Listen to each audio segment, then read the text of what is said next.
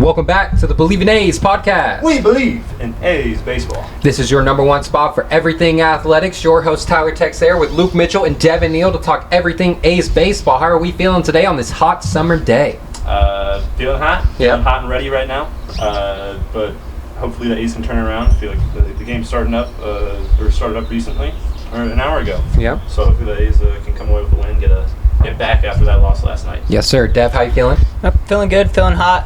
Hoping for a win later tonight, but some unfortunate subjects to get to on the show. So, but still excited. Yeah, for sure. We're all feeling like Nick Kurt's bat right now, super hot. Nick Kurtz did just hit an RBI double, so the A's are down 2-1. No, we're up 3-2 now. Oh, we're up 3-2, so something just happened. But yeah, to the Guardians, last night did lose Game 1 in Cleveland. But the main topic of today will be if the A's front office will break the fans' hearts once again and trade away the young talent. We're hoping that it doesn't happen. We've seen it happen so many times as A's fans, so really hoping that the A's don't trade all their good young pieces, because what's the point? They're only going to get better, and why trade a young guy for even more young guys that are going to take longer to develop? So that's the thing. We need to keep our guys. With the way the organization is going right now, with developing, moving to Vegas and everything, we're hoping that the front office can lock down and stop doing what they did to drive away a fan base, and hopefully they can start building a new one. Yeah, facts. Well, to start the show, the A's record is 41-58, 16 games back of the West and 12 back of the wild card still. But yeah, we'll get into last night. Game 1, they did lose 8-6 in Cleveland. JP Sears went 4 innings, 6 hits, 7 runs, 2 walks, and 5 Ks. So pretty bad outing for JP Sears. We always say he's very inconsistent. One night he can go 6 strong with no runs, and then the next night he can give up 6 runs in 4 innings. So yeah. Granted, a lot of these runs were not his fault. Yeah, a couple of them. Yeah.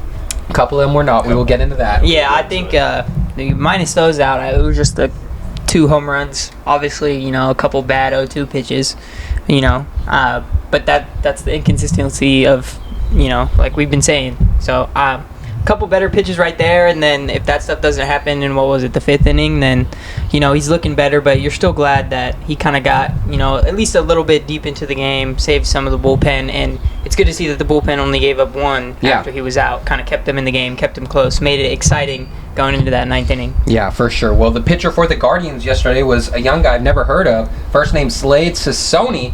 He went 8 in the 3rd innings, 8 hits, 6 runs. A lot of those came in the 9th. Only 2 Ks for the 6'4", 219-pound, 26-year-old right-hander. And he was also perfect until the 5th inning of this game.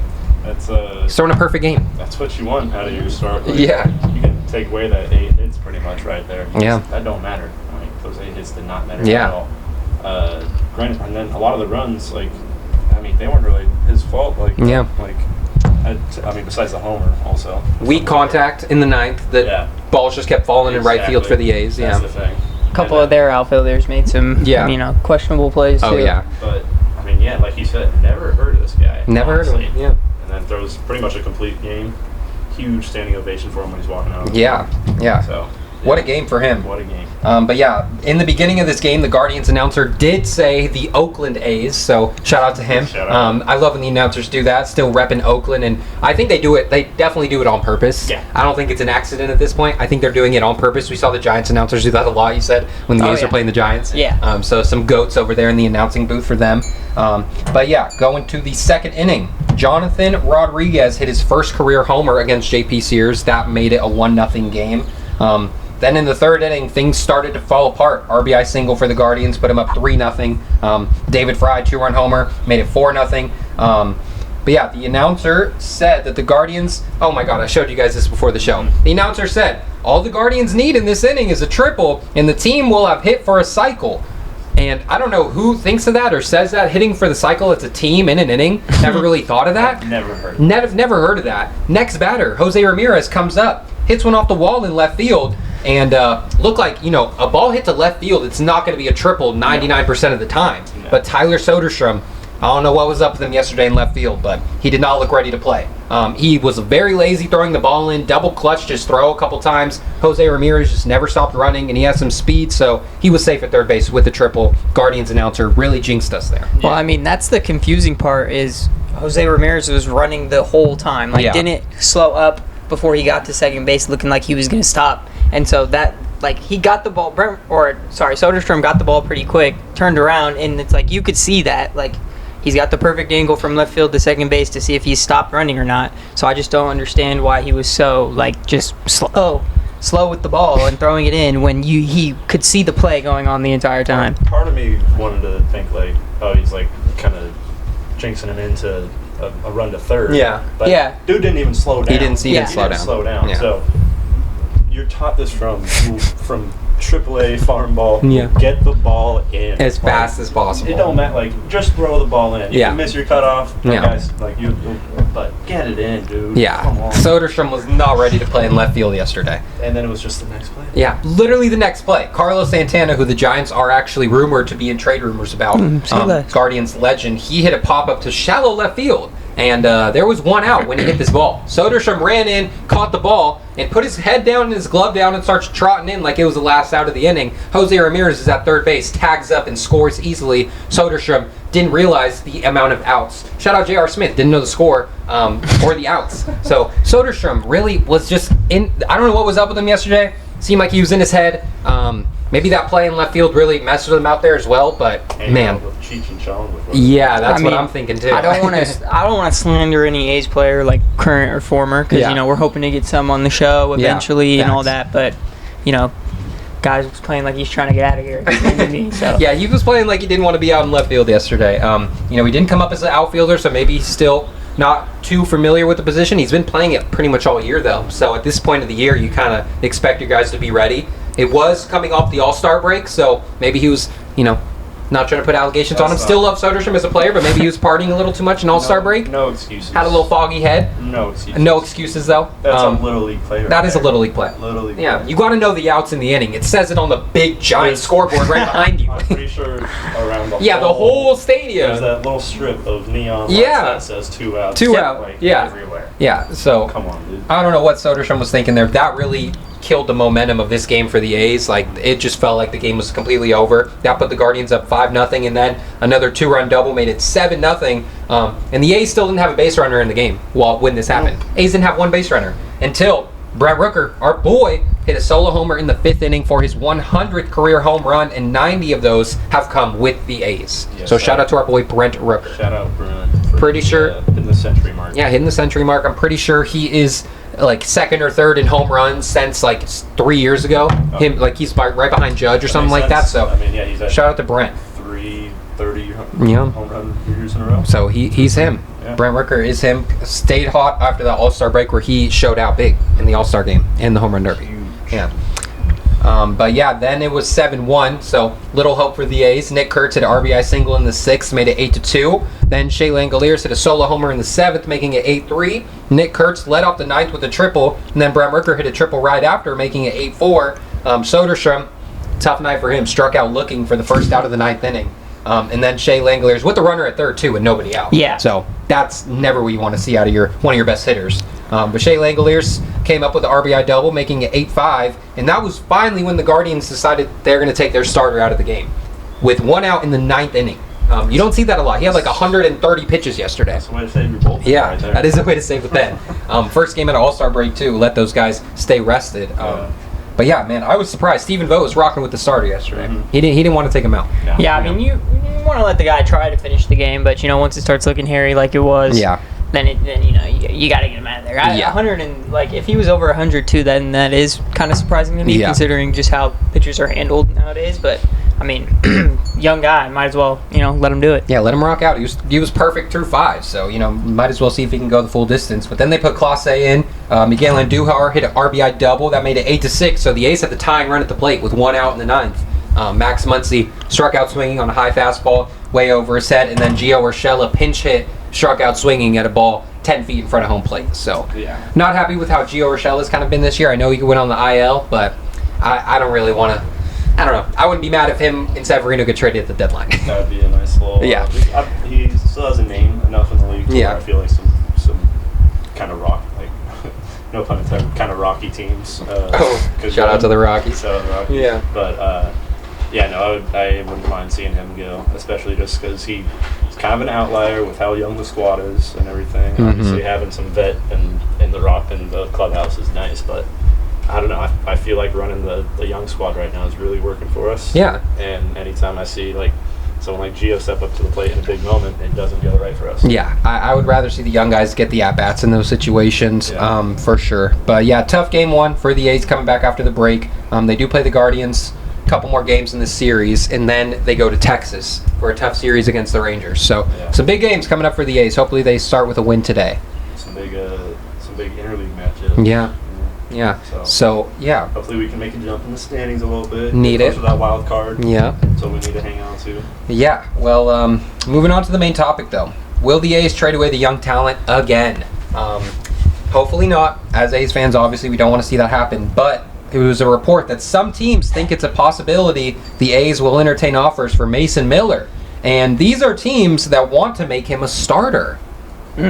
That's interesting. That is very interesting. He came up as a starter, and then the A's moved him to a closer role. Hey, if Mason Miller wants to be a starter, what better place than to stay in with the A's? That's what I'm thinking. That's what I'm thinking too. Might as well start him at this point. Why not? Yeah. Yeah, that's true. As much we're all gonna say we hope not, but I think they will make some trades, but I don't think it will be any of the especially the young guys locked into their position like Jacob Wilson, Lawrence Butler.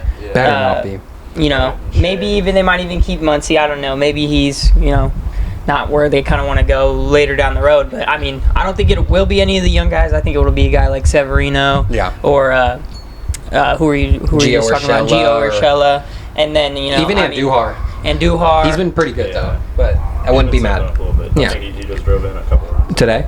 Oh yeah. Because I do think there will be teams looking for guys like that, and you guys aren't gonna want me to say, but especially like Brent Rooker too. A guy that's under contract and under team control, and I don't think it would be a bad idea. I would like for them to keep Rooker, but I don't think it would be a bad idea to maybe sell off some of these veteran guys and get some more young guys that you can go into next year with. You have your set guys, and then see what those younger guys can do. But you can always sign vets in the offseason too. But yeah, hopefully it's Severino at least. Like let's get him. Definitely let's get something for him. Yeah. Get something out of him, and then maybe a couple of the bench guys, the older ones. Yeah. Yeah, I definitely need to see Severino on a new team after the after the trade deadline. But Brent Rooker is someone that the Giants are showing a ton of interest in. Obviously, one of the best hitters in the game.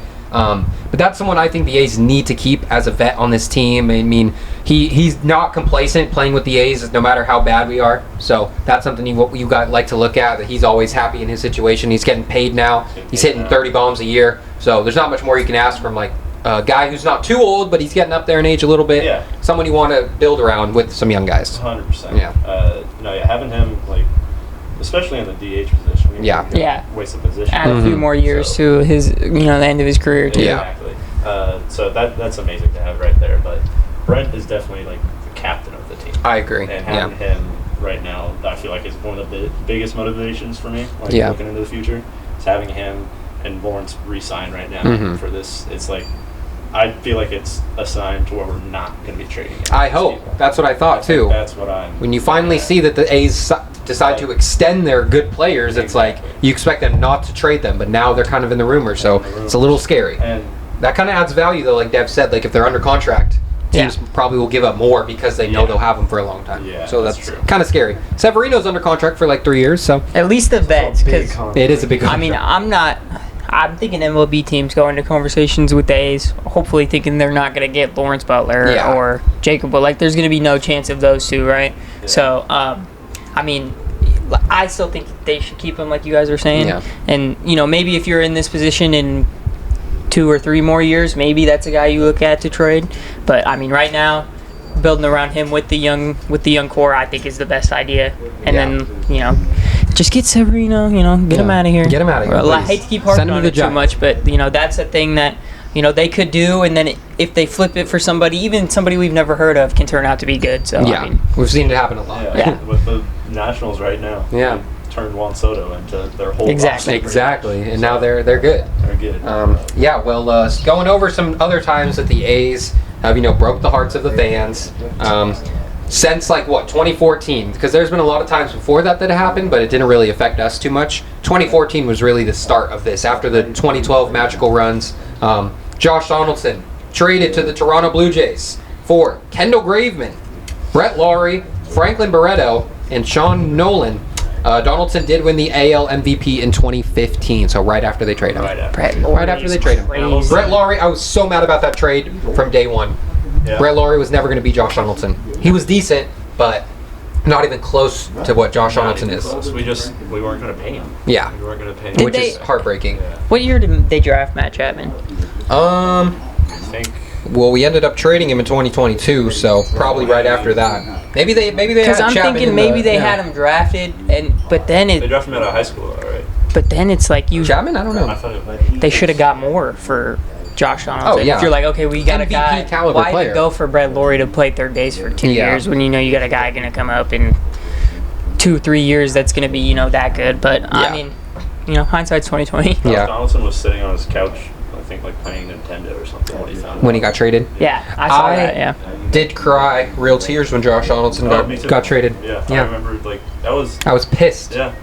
We Pissed. saw him hit that walk-off Yeah. homer, and then just- 2014 was the year that the A's lost to the Royals in the wild card game, which then the Giants beat the Royals in the World Series. So I remember after that wild card game, when that was the year the A's did this trade as well. Yoenis Céspedes traded to the Boston Red Sox in 2014 for John Lester and for Johnny Gomes. Shout out Johnny Gomes, but that memory that we posted 11 years ago Yeah. was the Josh Donaldson walk-off home run game. that was. I'm pretty sure you're right. That was 100%. That's crazy. So 11 years ago. We saw, that Getting was- into our A's memory early, but that should be it. damn, sorry. No, for real though. 11 years ago, it's crazy. But yeah, Céspedes traded for John Lester, and then in 2014 we lost a wild card game. So I remember after losing that wild card game, we thought we were going to win the World Series that year. I did personally, and then the A's lose a wild card game to a young Royals team Dude. who no one really expected to be that good. That goes And- back to like the Yeah. no. But that losing that wild card game made us trade Donaldson and all those other guys, because at that point we just couldn't believe.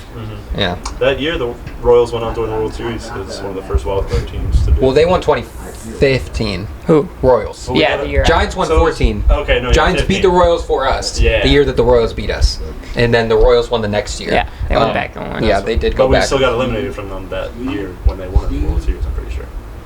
2015. I think we were. I don't wild think we card. were. We were I don't think we were good. That was when we didn't have Donaldson and We stuff. were wild card after that. No, I don't think. I thought, damn. Well, 2015, we did have Jeff Samardzija traded at the deadline to the Houston Astros, along with Scott Kazmir, who we Yeah. just said was an All-Star in 2014, right? 2014. So yeah, just traded your two All-Star pitchers, and that was when the A's began the rebuild in 2015 trade deadline. Also, Rich Hill and Josh Reddick traded to the Dodgers in 2016 for Grant Holmes, Frankie Montas, and Jarrell Cotton. Yeah, Josh Jarrell Reddick. Cotton. I do remember He that was name. supposed to be. I remember that name. He was supposed to be huge. Yeah, he was. Trading Josh Reddick though, that was another heartbreaker for me. The Yeah. Dodgers had Frankie Montas. The Dodgers had Frankie Montas. Jeez. I remember going to a Dodgers game shortly after Reddick was traded there. Yeah. And I sat like in right field. Yeah. Had my A's jersey on. Look, Josh. Pointed up. I remember you saying that. Shout out Reddick.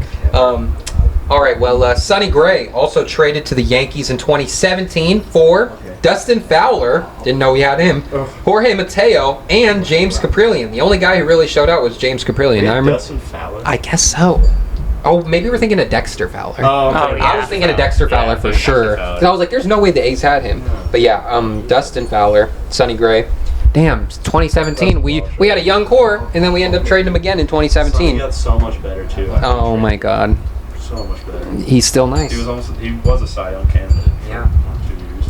Yeah. Then after 2022 and 2023, the A's traded away several key players. That included Matt Olson to the Braves in 2022, Matt Chapman to the Blue Jays in 2022, Chris Bassett to the Mets in 2022, Sean Manaea to the Padres in 2022. That's when everybody. That's the complete downfall. Huh? This is the complete downfall. This is the- Because we had that first team with Donaldson and Reddick and Céspedes, and then we trade those guys, and then somehow we get back to that same spot. Like- Olson, Chapman, Sonny Gray, all these other guys, and then we still end up trading them in 2022.